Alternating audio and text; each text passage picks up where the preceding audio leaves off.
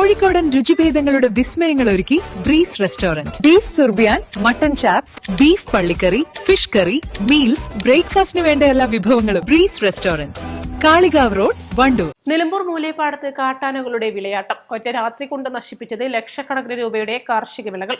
കാട്ടാനകൾ കൃഷിയിടങ്ങളിലേക്ക് എത്തിയത് സോളാർ വൈദ്യുത വേലികൾ തകർത്ത്. കല്ലുണ്ട സ്വദേശി കണ്ണടത്ത് മോഹൻദാസിന്റെ മൂലേപ്പാടത്തുള്ള കൃഷിയിടത്തിലാണ് വലിയ തോതിൽ കൃഷി നശിപ്പിച്ചത്.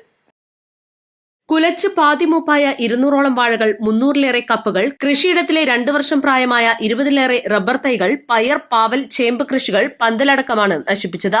ഞാലിപ്പൂവൻ, പൂവൻ ഉൾപ്പെടെയുള്ള വാഴകളും നശിപ്പിച്ചു. കൃഷിയിടത്തിന് ചുറ്റും വലിയ മുതൽ മുടക്കിൽ നിർമ്മിച്ച സോളാർ വേലിയും തകർത്തു. ഉണങ്ങിയ മരം വേലിക്ക് മുകളിലേക്ക് മറിച്ചിട്ടാണ് വേലി തകർത്തത്. ഇന്നലെ രാത്രി 8 മണിയോടെയാണ് മോഹൻദാസിന്റെ കൃഷിയിടത്തിലേക്ക് 2 കാട്ടാനകൾ എത്തിയത്. ഈ സമയത്ത് കൃഷിയിടത്തിൽ ആരുമുണ്ടായിരുന്നില്ല. മോഹൻദാസ് കല്ലുണ്ടയിലെ വീട്ടിലായിരുന്നു. വിവരം വനപാലകരെ അറിയിച്ചതോടെ Akampadam deputy range officer V K മോസിന്റെ നേതൃത്വത്തിൽ വനപാലകർ എത്തി രാത്രി 1 മണിയോടെ കാട്ടാനകളെ കാടുകയറ്റി. ആനകൾ കൃഷിയിടത്തിലേക്ക് എത്തിയത് 3000 വനമേഖലയിൽ നിന്നും കുറുവൻപുഴ കടന്ന നിലമ്പൂർ നായാടംപൊയിൽ റോഡ് മുറിച്ചു കടന്നാണെന്ന് കർഷകർ പറയുന്നു. ഇന്നലെ രാത്രിയിലാണ് ആന വന്നത്. ഒരു 7-8 മണിയായപ്പോൾ ആന ഇവിടെ എത്തിയിട്ടുണ്ട്. വേലി, സോളാർ വേലി ചവിട്ടി തകർത്ത്, ഒരു ഉണങ്ങിയ മരം ഉണ്ടെന്ന് അത് ചവിട്ടി തകർത്ത് പൊളിച്ച് ഒരു 150-200 വാഴേൻ്റെ അടുത്ത് പോയി കൊലച്ച് അരമൂപ്പായ വാഴ. കപ്പ അതുപോലെ 5 മാസമായ കപ്പയാണ്. 2-3 മാസം കഴിഞ്ഞാൽ പറിക്കാനായത്. എല്ലാ പണി തീർന്ന കപ്പ കുറേ പോയിട്ടുണ്ട്. പിന്നെ പച്ചക്കറി, പയറ്, പാവല്, വെണ്ട, ചേമ്പ് എല്ലാം ചവിട്ടി കേടെടുത്തിട്ടുണ്ട്. പയറിപ്പോൾ പറിക്കാൻ തുടങ്ങിയിട്ടുള്ളൂ.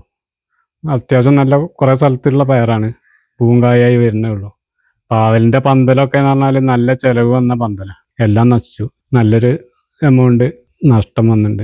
കഴിഞ്ഞ ദിവസം ഈ റോഡിലൂടെ കാട്ടാന നടന്നു പോകുന്ന ദൃശ്യം ലഭിച്ചിരുന്നു. കൊല്ലകൊമ്പിൽ ആന്റണിയുടെ കൃഷിയിടത്തിലെ സോളാർ വൈദ്യുത വേലി തകർത്ത് നേന്ത്രവാഴകളും പൂവൻ വാഴകളും റബ്ബർ തൈകളും നശിപ്പിച്ചു. 20 റബ്ബർ തൈകൾ, 60 നേന്ത്രവാഴകൾ, 45 പൂവൻ വാഴകൾ എന്നിവയാണ് നശിപ്പിച്ചത്. ഇന്നലെ 7 മണിയോടൊപ്പം വന്നിറങ്ങി ആന വേലിയെല്ലാം ചവിട്ടിപ്പൊളിച്ച് ഇറങ്ങി. ഒരു 100ഓളം വാഴകൾ കളഞ്ഞു. ഒരു 10-15 റബ്ബറും ഒടിച്ച് കളഞ്ഞു. പിന്നെ പൂവൻ വാഴയുണ്ടായിരുന്നു, ഏത്തവാഴയുണ്ടായിരുന്നു. അത് എല്ലാം നശിപ്പിച്ച് കറണ്ടിട്ടാണ് അത് ചവിട്ടിപ്പൊളിച്ചാണ് ആന കയറിയത്. 2 ആനയുണ്ടായിരുന്നു. 2 ആനയും ആ സൈഡ് വഴിയാണ് പോയത്. നായ്ക്കൾ ഒച്ചവെച്ചതോടെ കാട്ടാനകൾ മോഹൻദാസിന്റെ കൃഷിയിടത്തിലേക്ക് കയറി. സമീപത്തെ Madhavi agro products private limited കമ്പനിയുടെ കൃഷിസ്ഥലത്തെ കായ്ഫലമുള്ള തെങ്ങുകളും നശിപ്പിച്ചു.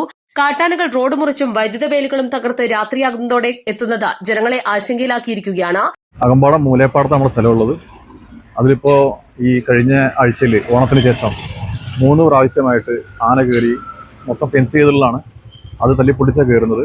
3 പ്രാവശ്യമായിട്ട് ഒരു ഏകദേശം 30-35ഓളം തെങ്ങുകൾ കളഞ്ഞിപ്പോൾ. അതിൽ ആനശല്യം, മയിൽ ശല്യം, മുള്ളൻപന്നിയുടെ ശല്യം, ഒരു രക്ഷയില്ല. ഇപ്പോൾ കൃഷി എന്ന് പറഞ്ഞ സംഗതി ചെയ്യാൻ പറ്റാത്ത അവസ്ഥയായിട്ടുണ്ട്. മുള്ളൻപന്നി, മയിൽ, കുരങ്ങ്, കാട്ടുപന്നികളും കർഷകരുടെ വിളകൾ നശിപ്പിക്കുകയാണ്. കഴിഞ്ഞ ഒരാഴ്ചക്കിടയിൽ 15ഓളം കർഷകരുടെ കൃഷിയിടങ്ങളിലാണ് കാട്ടാനകൾ കൃഷി നശിപ്പിച്ചത്. കായ്ഫലമുള്ള തെങ്ങുകൾ, റബ്ബർ തൈകൾ, ടാപ്പിംഗ് നടത്തുന്ന റബ്ബർ മരങ്ങൾ, വാഴകൃഷികൾ, കപ്പ, പച്ചക്കറികളെല്ലാം കാട്ടാനകൾ നശിപ്പിക്കുകയാണ്. ജനവാസ മേഖലകളിലാണ് ഒരു ഭയവുമില്ലാതെ കാട്ടാനകൾ എത്തുന്നത്. East live, Nilambur. ഓണം പ്രമാണിച്ച് വമ്പൻ ഓഫറുകൾ നിങ്ങൾക്കായി ഒരുക്കിയിരിക്കുന്നു.